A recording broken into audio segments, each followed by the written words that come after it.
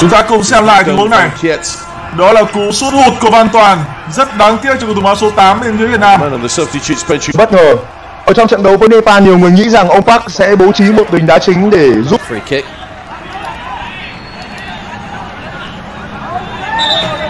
Japan just struggling to contain Vietnam at times. They're very quick going forward, the Vietnamese. Good attacking pace. Van Hao and Van Tam, the two men providing the width.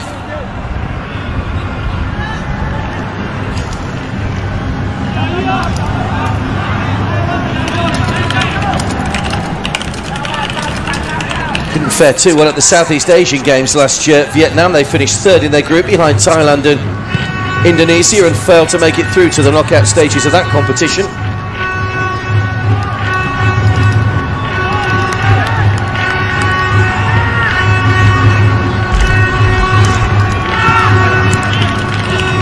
Didn't pick up their first victory in an Asian Games at under 23 level until their sixth match, 2006. They beat Bangladesh comfortably by 5-1 in Qatar.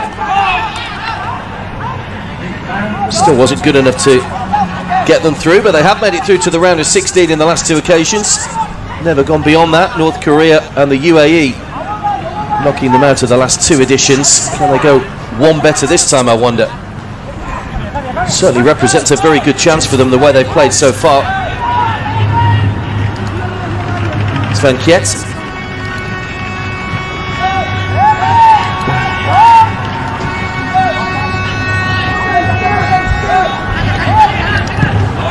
Van Tau. Good ball, bit of space here for the goal scorer. Kang Hai gets another corner.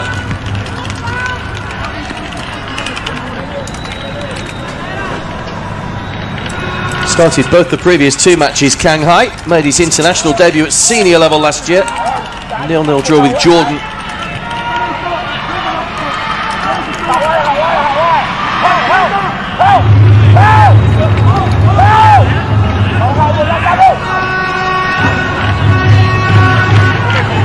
It'll be Kang Hai to take the corner. Các bạn chờ mình trong ít phút thôi.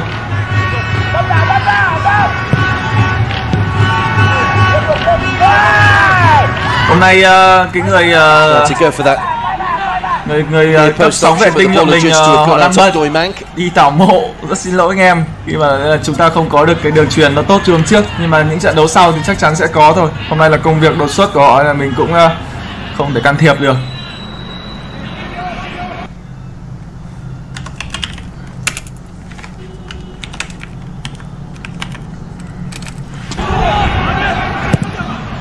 The 2010 winners of this competition, Japan in Guangzhou, beat the UAE in the final. So a 100% record right through that tournament. Victories over China, Malaysia, Kyrgyzstan, India, Thailand and Iran before the final.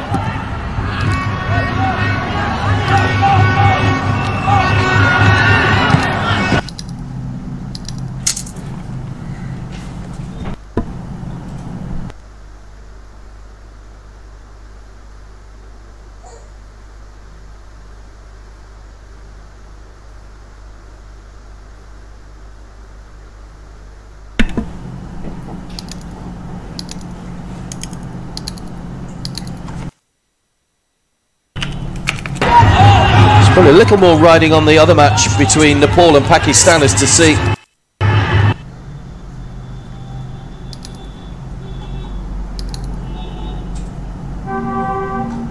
Given away by Endo. Kang Hai. Given away by Endo. Kang Hai.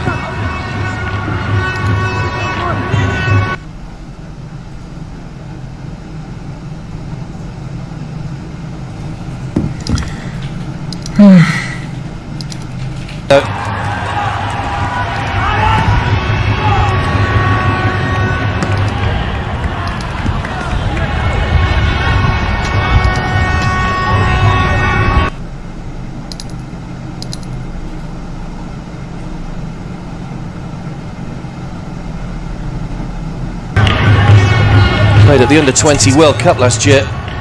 Still only 20 years of age. Anh em phải bình tĩnh chút nào. Đợi chút.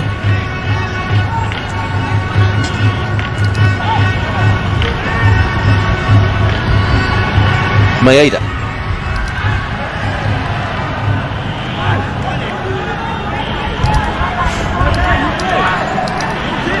Mạng hôm nay nó đang bị cái gì đấy?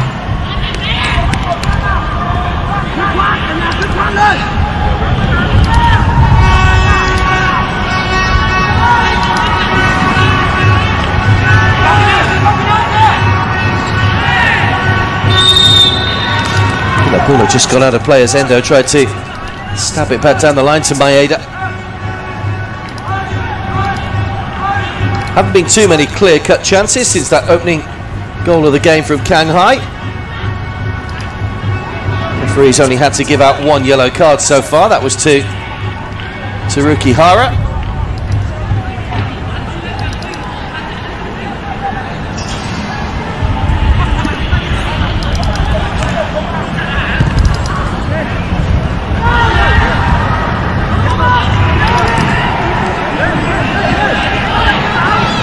Here's Hara. Kamiya. Tatsuta. Sugioka.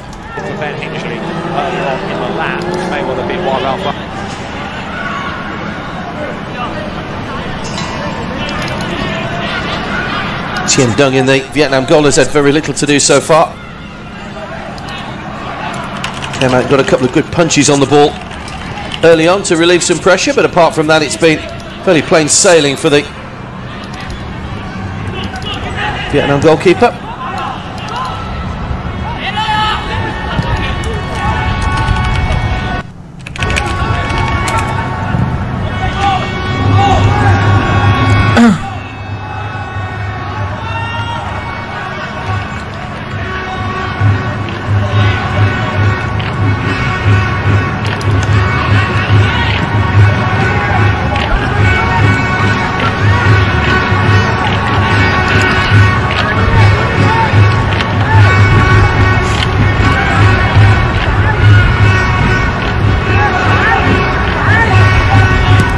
Endo.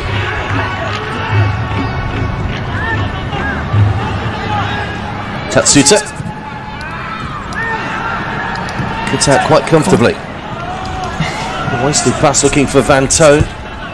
Chúng ta cùng quay lại trận đấu này đã. Hiệp 2 mình sẽ đổi link sau vậy.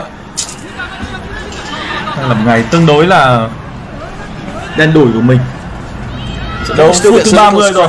2/3 thời gian thi đấu, gần 1 đã trôi qua và tỷ số vẫn đang là 0-1. Win against Nepal. It was a 7th minute goal from Mitoma that put them in front, and they never really built on that. It was always a feeling they had one, maybe two more gears to go through.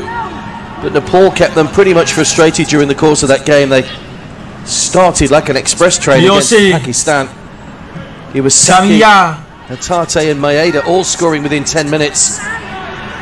Bóng đến chân của cầu thủ Việt Nam. Đây là Quang Hải. Pakistan managing to keep them at bay in the second half. Chính xác của Quang Hải. They need to show something here to get back into the game. Đáng tiếc là Đoàn Văn Hậu đã để mất bóng. Tatsuta. Sugioka. Endo Keita.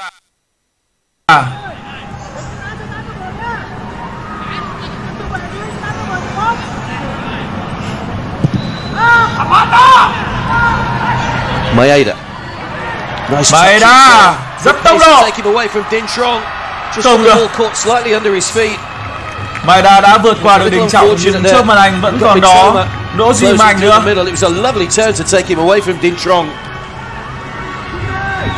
Maeda chính là một trong số, chính là cầu thủ đã vào trong buồng tắm cùng với đội tuyển Việt Nam để tắm chung. Maeda though showing that he can be a threat when he gets the ball to his feet. So it's very quick playing off the shoulder of the last defender. Maeda đứng hình rồi, đứng hình liên tục nha. Opening game against Nepal, keeping his place in the start.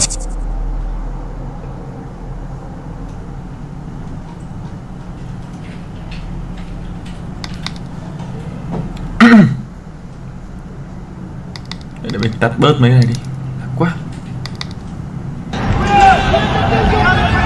Coming up to 32 minutes played then. That early goal from Vietnam still separating the two sides. Kang Hai after a mistake by Obi, the replacement goalkeeper today. Ryusuke Kojima had started the other games, picked up a knock in the last match against Pakistan. Không được. Văn Toàn đã không thể tung ra được một đường chuyền thành công cho Văn Quyết. Sẽ có một quả ném biên dành cho cầu thủ Việt Nam.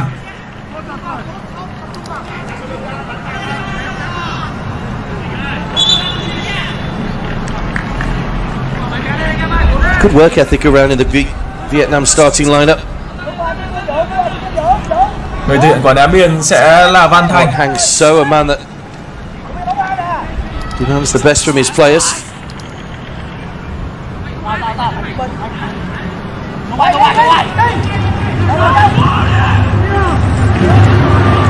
Away by Hara.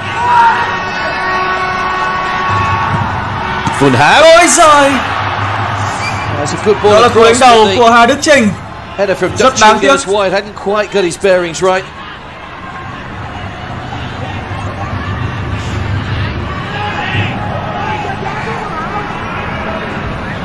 Đường chuyền rất hay của Đoàn Văn Hậu. Tiếc là Hà Đức Chinh lại có một tình huống húc bóng chứ không phải là đánh đầu. Anh cũng đã rất tiếc nuối sau pha bóng vừa rồi. Ngày hôm nay rõ ràng Việt Nam nhập cuộc để giành chiến thắng chứ không phải là một trận đấu toàn tính của thầy trò huấn luyện Park Hang-seo.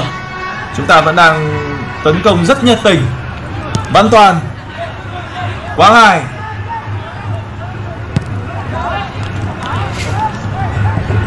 chuyền của ông Dũng. Văn Toàn đã trong tư thế việt vị.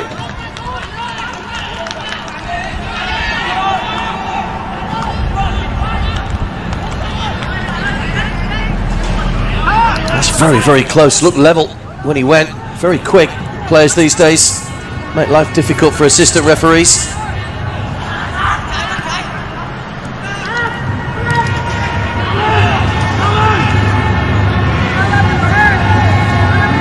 Keeping their shape well at the moment, Japan. They're not tempted to chase the game just yet. Plenty of time to go, of course. So away by Din Trong. Sẽ có một quả ném biên dành cho cầu thủ Nhật Bản.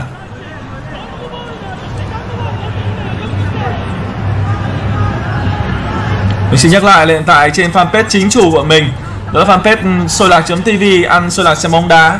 Nhiều bạn đã hỏi đâu là fanpage chính thì bây giờ các bạn hãy lên Facebook, và nếu như fanpage nào mà có cái sự kiện mà bọn mình đang chạy, sự kiện mà nhà tài trợ MediaMarkt họ đang tài trợ một TV 50 inch, cùng với đó là rất nhiều những đồ dùng gia dụng khác thiết yếu cho cuộc sống ngày hôm nay, các bạn hãy truy cập ngay vào website mình để tham gia vào event đó, dự đoán chính xác kết quả trận đấu ngày hôm nay và sẽ nhận về những phần thưởng mà bọn mình đã post ở trên fanpage. Fanpage chính chủ thì sẽ có, còn fanpage giả mạo thì sẽ không có. Đó sẽ là cái mà các bạn có thể phân biệt được đâu là thật, đâu là giả. Vừa rồi là pha bóng bắt bóng chính xác của Bùi Tiến Dũng. Double-fisted punch in this competition, which hasn't always worked out for them. Văn Quyết, Quang Hải, Kang Hai.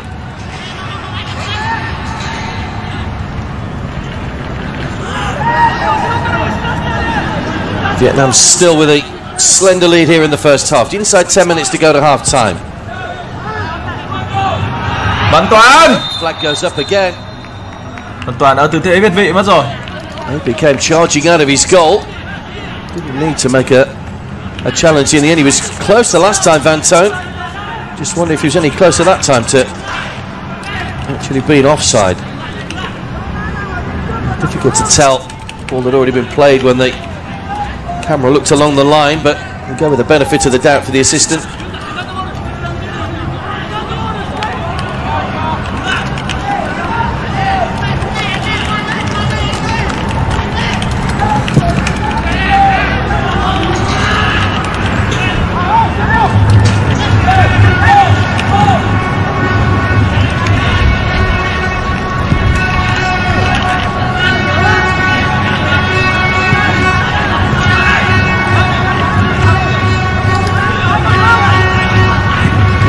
Đại Kỳ,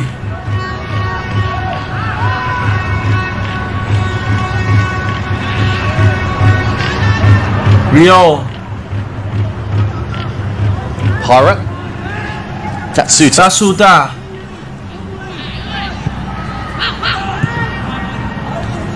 Miyoshi could get a header on it away before Maeda could reach it. Not cleared very far though. Nice little back heel, cleverly done.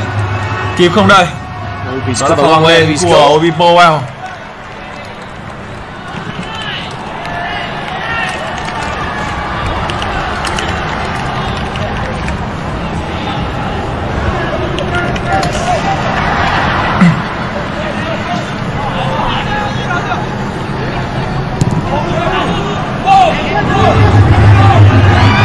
Đức Trinh không được. Nỗ lực dứt điểm không thành công của cầu thủ số 13 bên phía Việt Nam. Quả pha bóng lên dành cho các thủ Nhật Bản. Tatsuta alongside him. Chạy khá nhanh. Nhưng anh đã không có được một tư thế tốt nhất để tung ra được một cú dứt điểm gọn gàng. He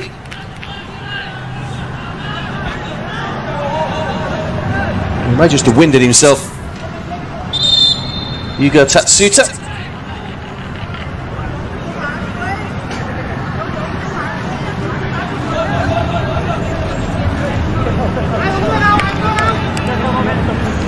It's okay, thank you, it's okay, thank you. I think he'll be okay. Tatsuta from Shimazu S-Pulse. Man behind him is goalkeeper Obi. He's still at university there at the Malaysian team. Waiting the winners of this one in the round of 16.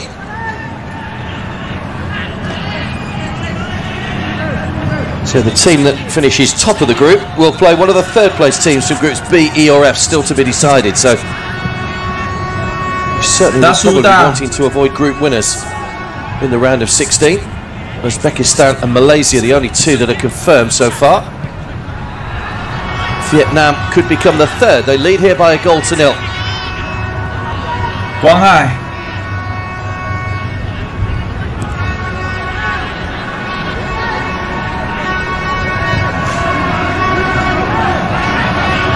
Duy Mạnh.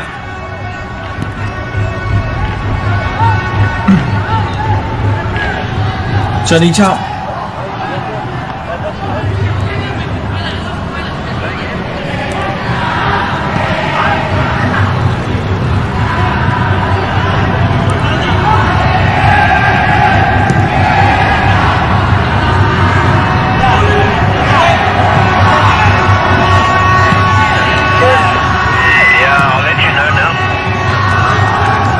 Chuyển tốt dành cho Văn Toàn. Phía trong đã có Hà Đức Trinh. Coi không được. Đó là cú sút của Văn Thành. Một quả phạt góc dành cho các thủ Việt Nam. Tone stayed onside that time. Tatsuta got a knee to it.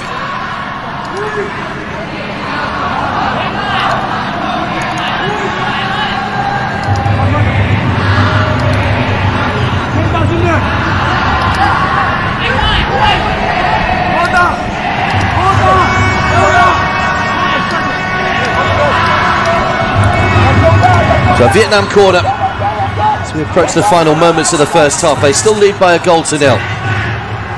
That is the goal scorer, Kang Hai, into the side netting. Không rõ đó là một cú dứt điểm hay là một đường chuyền của Quang Hải nữa.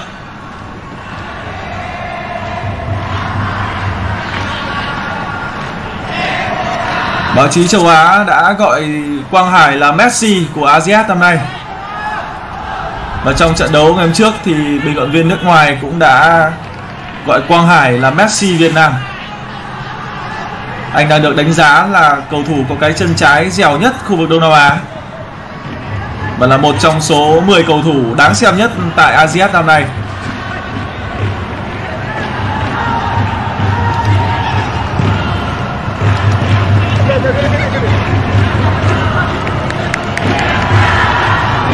It's certainly been a first half of very few chances so far. Nhật Bản năm nay đang thi đấu tương đối thong thả. The pressure off, of course, both teams knowing they're already through, but we certainly feel that a winning mentality going into the round of 16 would be helpful. Quốc gia Nhật Bản tại kỳ World Cup năm nay, họ cũng đã có một trận đấu cuối cùng nhận rất nhiều những chỉ trích từ 2-0 win over truyền thông. Nepal. Before that, a 3-0 victory over Pakistan in their opening game. Nhật Bản có lý do để thua trong trận đấu này khi mà họ sẽ phải rơi xuống một nhánh dễ đá hơn. Hatsuze. Tatsuta. Sugioka.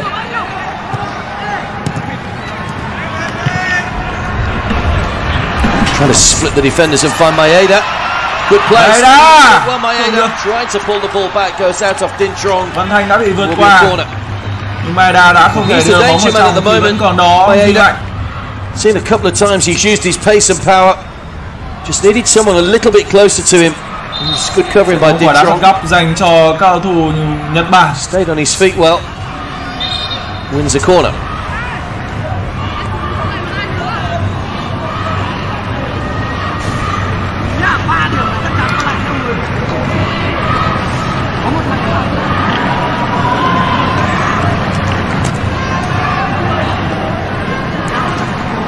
Việt Nam chuẩn bị có một sự thay đổi người và chúng ta tiếp tục nhìn thấy bảng tỷ số, bảng thay người sử dụng hai viên kim con thỏ đã được trọng tài biên cầm.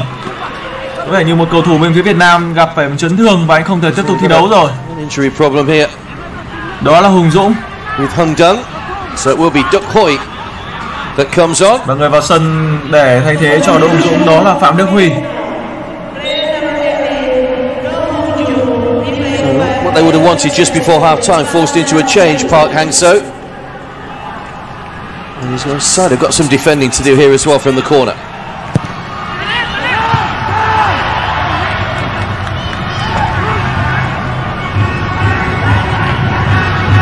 Endo. Keita. Obi.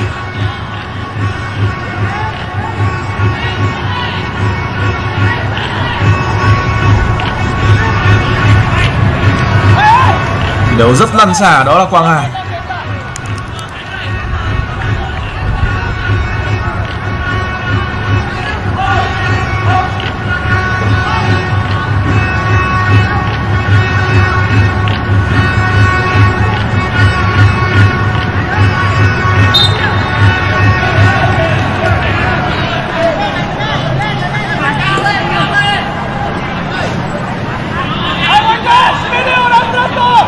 That's the man whose goal separates the two sides. Kang Hai seizing on a error by Obi, the goalkeeper, in the early stages of this final group game. Các bạn đừng quên tham gia vào event dự đoán kết quả trận đấu này để nhận những phần thưởng rất giá trị.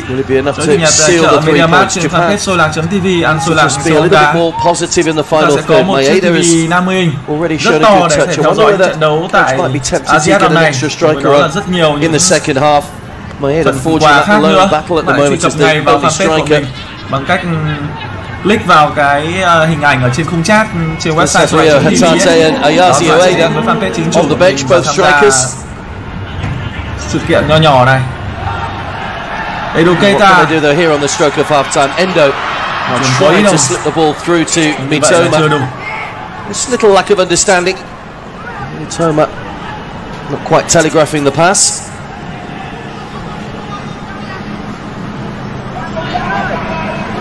Didn't see stoppage time at the end of the first half.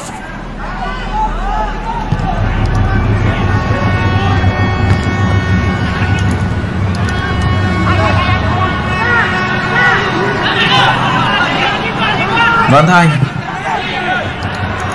And Tones offside again.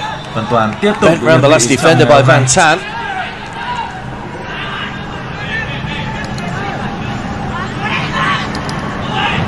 Yeah, well offside that time. Maybe a hint of handball as well as he brought that one under control.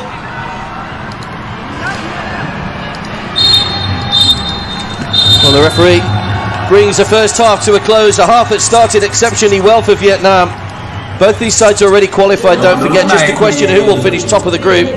Kang Hai seizing off a mistake from Obi, the goalkeeper, to fire into the bottom corner. Obi tried his best to get back, couldn't keep the shot out.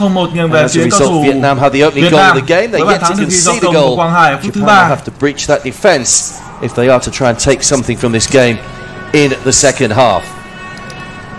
As it stands at the moment, Vietnam going through as group winners.